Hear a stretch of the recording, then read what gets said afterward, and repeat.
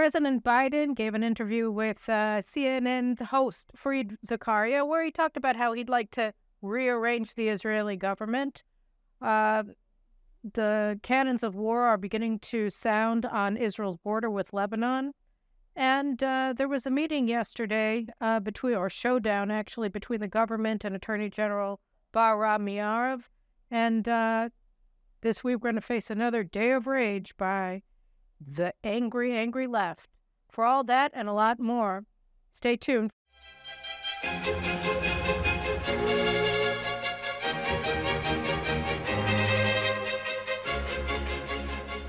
Hey, I'm Carolyn Glick. Welcome to my news analysis, which is tentatively called my cold open until we change the name again. And I just want to get straight into it. So over the weekend, President Biden gave an interview to CNN's Fareed Zakaria.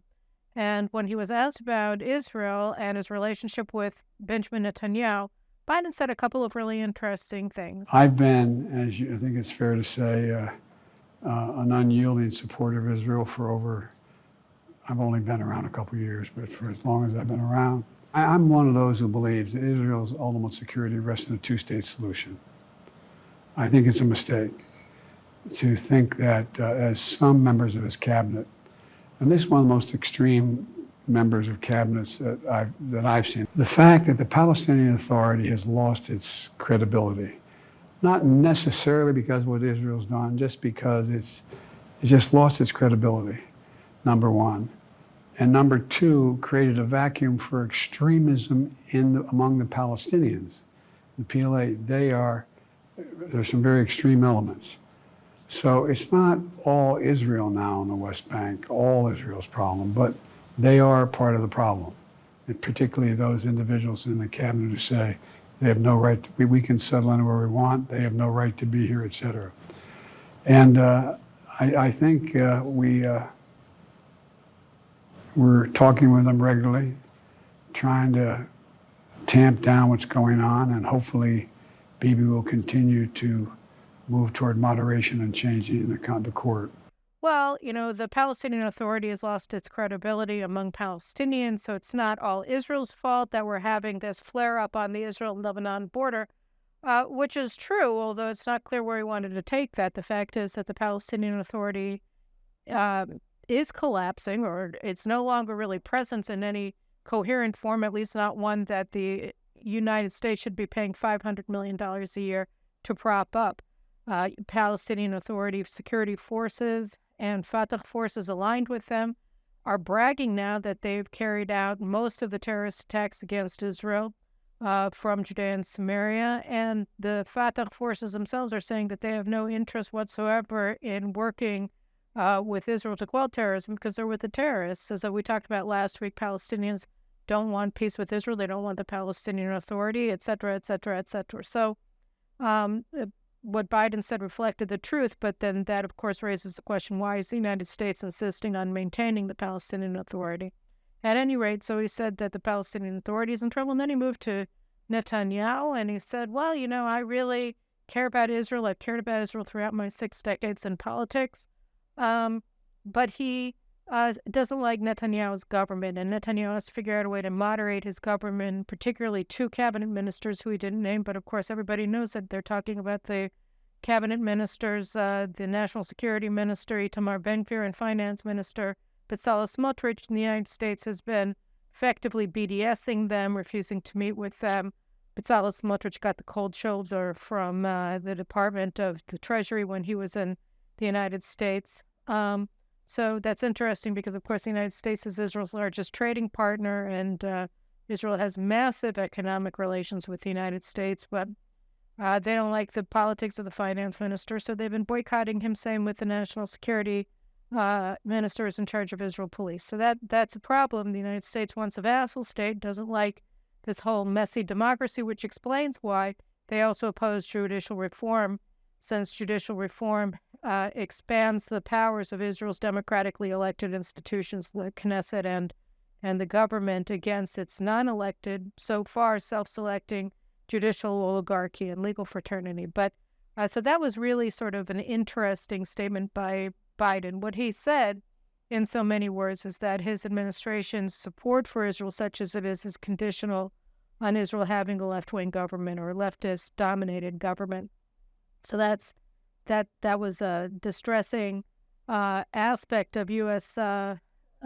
Policy, but it goes to really the heart of what American Middle East policy under the Biden administration has been, which is to realign American foreign policy in the Middle East away from Israel, away from Saudi Arabia, and towards Iran. Another interesting statement that Biden made in the interview on Sunday was that he didn't see prospects in the near future for Saudi-Israeli normalization, and that's true. And the reason is because, well, it's twofold.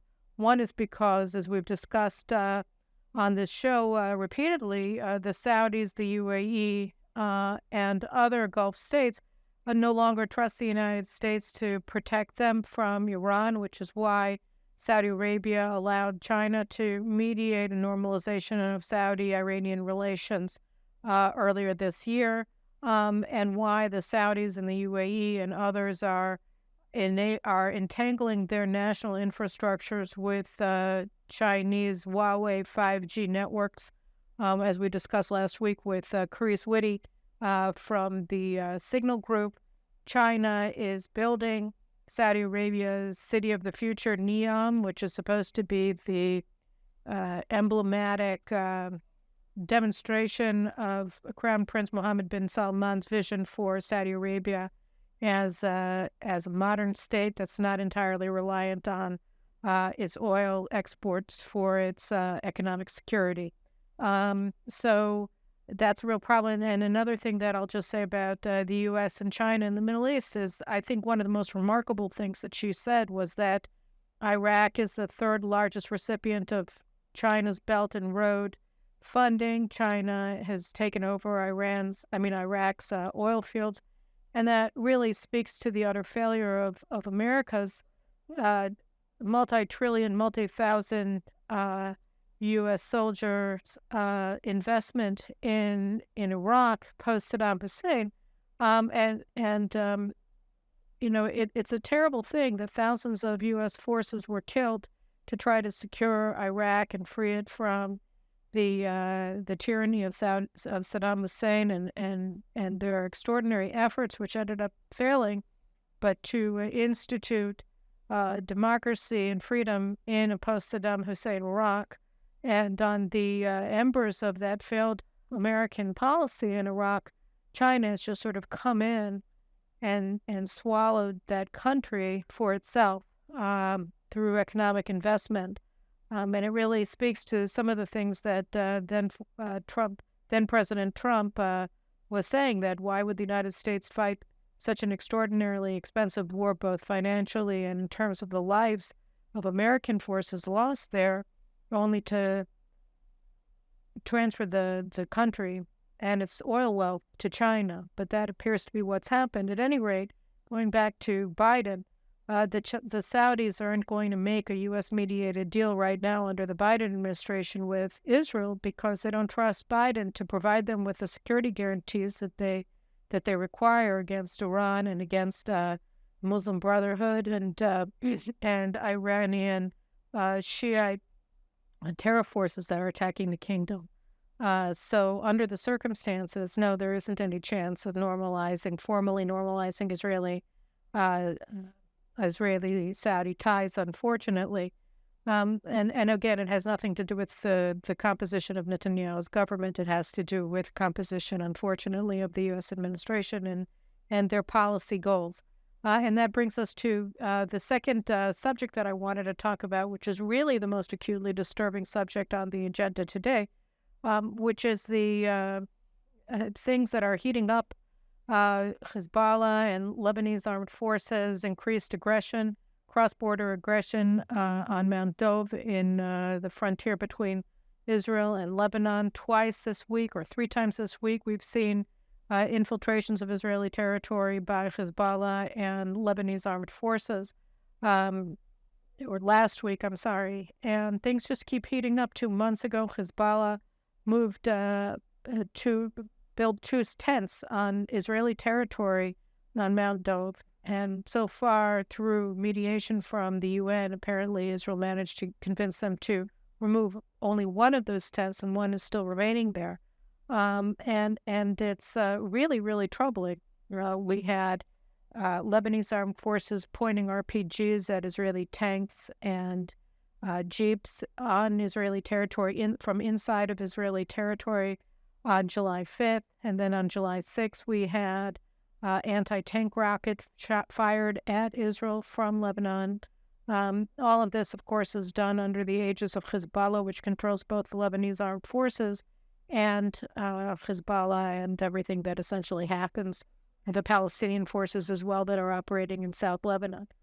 Israel faces a very, very dangerous situation vis-a-vis Hezbollah.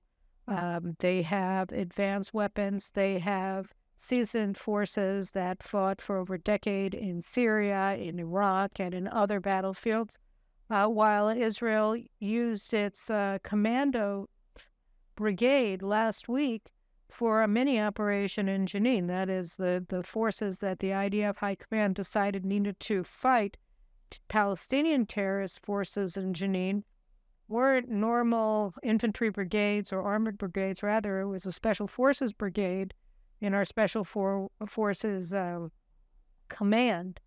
So the top forces in the IDF were deployed to Jenin, and obviously the capabilities of the Palestinians in Jenin are absolutely nothing in comparison to the capabilities of Hezbollah, both in terms of firepower and in terms of training and capabilities of the forces themselves. So it's a very dangerous situation.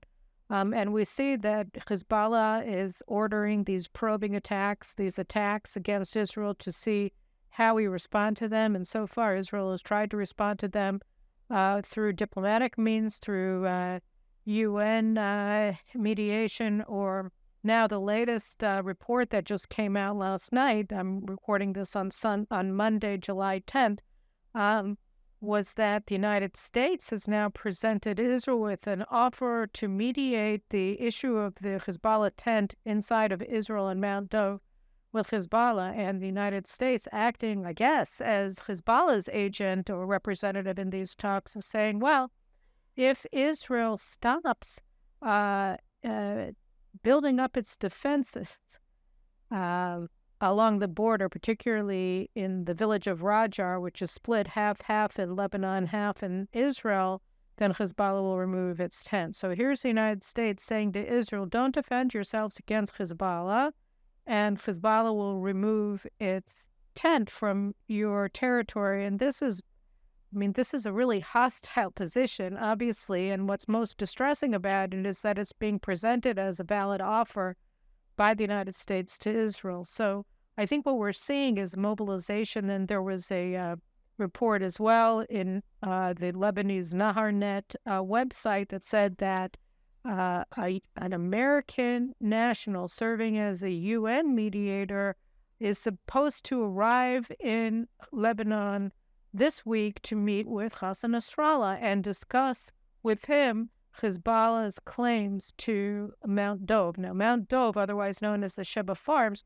is an area that Israel captured from Syria. The UN recognizes that during the 1967 Six-Day War, when Israel withdrew from South Lebanon to the internationally recognized border between Israel and Lebanon on May 31st, 2000, the UN recognized and verified that Israel had left all of Lebanese territory behind and that it had moved to the internationally recognized border.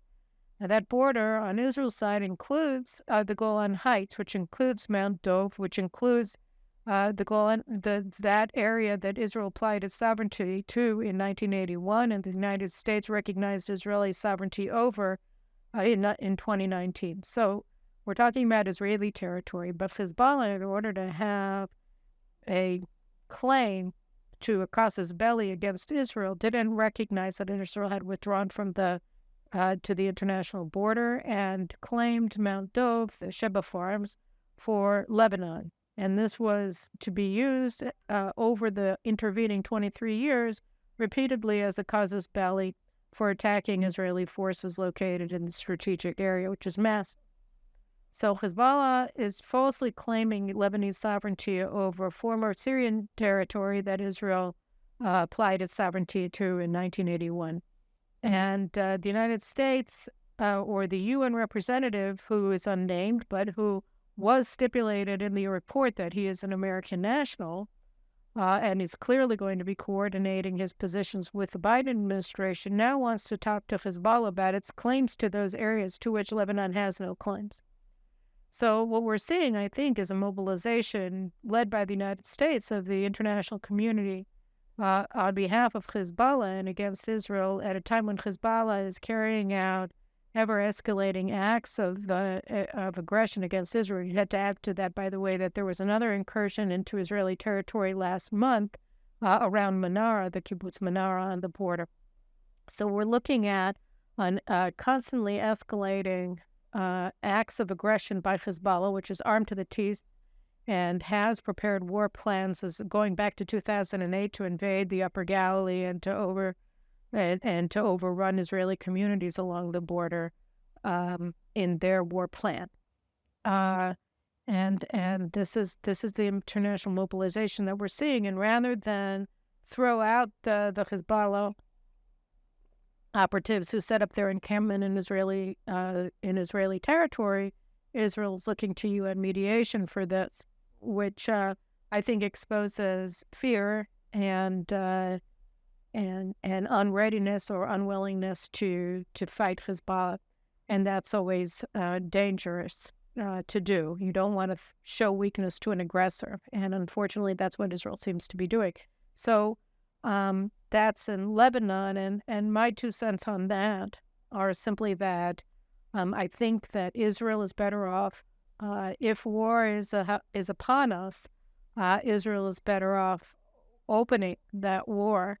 That is taking the first step, because otherwise it's going to be Hezbollah, not Israel, that defines the battle space. And the battle space has already been defined so much by the fortifications that Hezbollah has built, the 150,000 missiles, many of them very, very powerful, pointing at Israeli society from Hezbollah-controlled Lebanon. And here I'm just going to add one side note, which is that much of the threat that we're facing also owes to the fact that the United States has built the Lebanese armed forces up.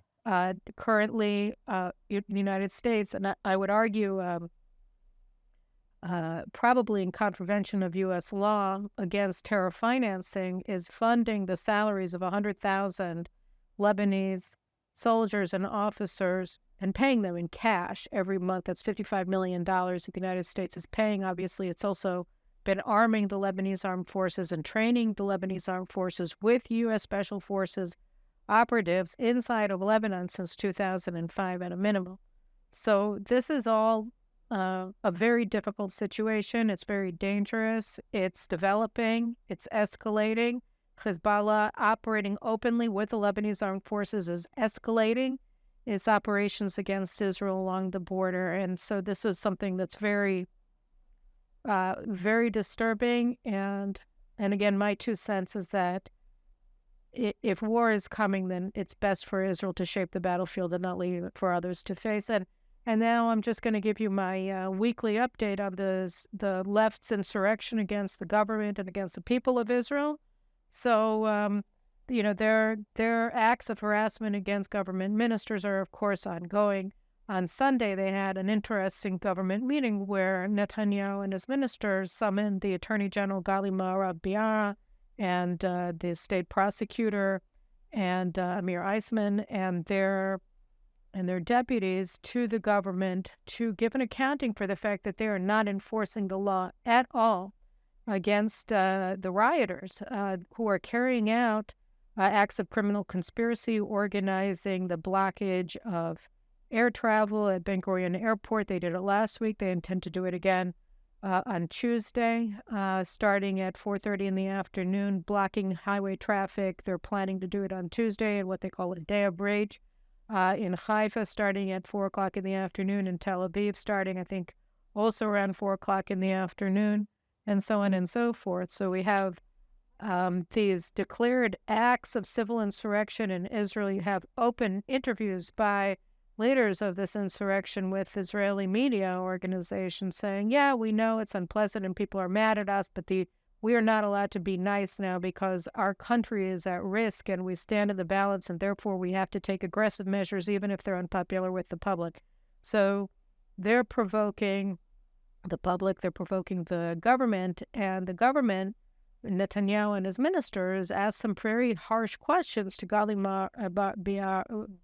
Ba'arav Miar, the Attorney General.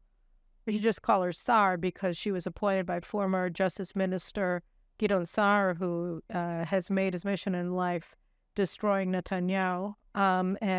She was left. She remained in her position when the new government was formed and has used her position to throw spokes in the wheels of every government policy and initiative and legislative agenda, and to demonize the government, and most importantly, to facilitate the left campaign to overthrow the government in the name of democracy because they don't like the outcome of the elections. So she didn't have any answers. None of them did. And what was most interesting about their answers is that they showed that they don't seem to have any real appreciation that in a government ruled by law, there is one rule of law for everyone. They kept insisting that there have to be distinctions, but they wouldn't make any distinctions because they said the government doesn't have any right to understand how they make their decisions because the demonstrations are being directed against the government, and therefore the government is in a conflict of interest. Of course, they are as well, because the government's judicial reform package would also place limits on the power of the Attorney General and the legal advisors to the government ministries and force them to accept that they are only advisors and that they can't dictate policies for the government. So they're in a conflict of interest, and therefore they shouldn't be involved in this at all. But regardless of the situation of what it should be, this is what it is. And it's very unfortunate that all of this is happening at a time when Israel is facing a profound threat of war from Hezbollah, which makes sense from Hezbollah's perspective. Why would you wait until situation has settled down in Israel to strike? You, of course, want to strike when things are unsettled. So the left, in their rejection of the legitimacy of the elected government of Israel and their efforts to stir up civil war and violence, are playing into the hands of Hezbollah in a very real and tangible way, as we see in the north. And by the way, I forgot to mention that they're also saying Ehud Barak, former prime minister and defense minister, and now the generalissimo of the forces trying to overthrow the government and tear apart Israeli society. So he wrote this article in Haaretz, and he gave this interview last week to one of the television channels where he gave explicit plans. He set out explicit plans for how they're going to break up the IDF. And this is, of course, obviously a call for rebellion and a form, I would argue, of treason. But, he hasn't been investigated. He hasn't been called into an interrogation cell in the Shabak or in the police for what he did. To the contrary, they're continuing and escalating their calls for the pilots, for the special forces, for the cyber warriors, who are more or less identified with the left, to refuse to serve in the army because today, Monday, in a preliminary reading, the Knesset is supposed to pass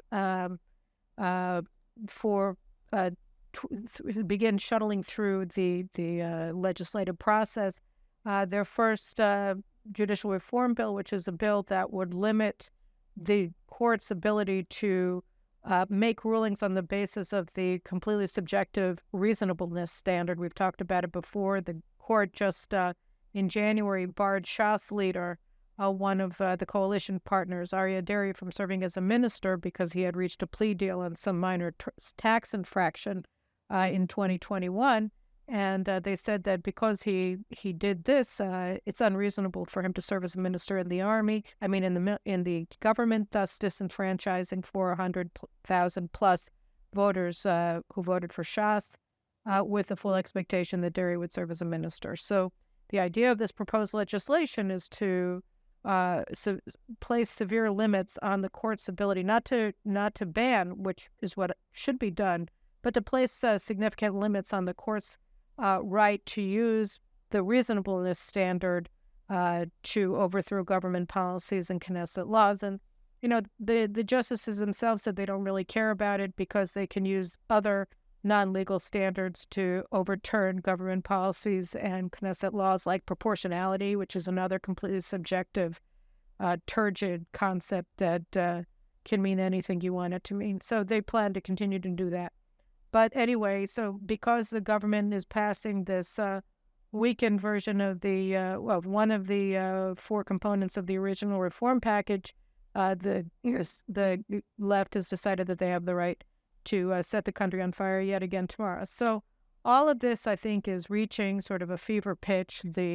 Even Channel 12, which completely supports all of these, the insurrectionists, they published a poll on Saturday night that showed that over 65% of Israelis oppose what they're doing in Tel Aviv, blocking major traffic arteries. They oppose the free-for-all riots outside of the homes of government ministers, and they oppose closing Ben Gurion Airport as part of their riots. But as I said, they don't care. So we'll see, as support for the leftist insurrectionists continues to dwindle in the summer months and the numbers of people coming to their demonstrations on Saturday nights continues to diminish, we'll have to see what happens. Obviously, there's a key core that's very, very powerful and extremely wealthy and well-financed that will never stop unless the Attorney General starts allowing the police to enforce the laws against them. But I don't see that happening anyway, not in the coming week.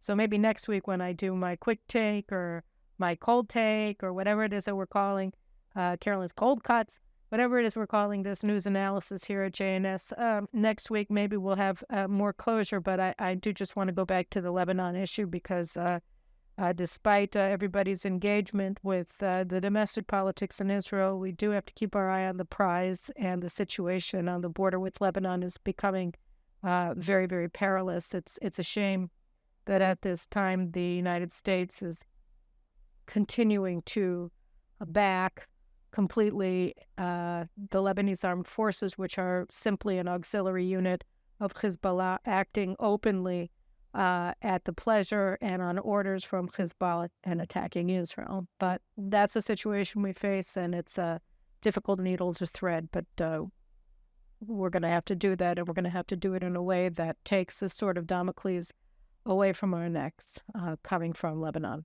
So those are my thoughts this week, and I have a great show also in the Carolyn Glick Show. I'm going to be interviewing Judge Alan Clemens, who spearheaded all of the anti-BDS legislation in the state legislatures in the United States.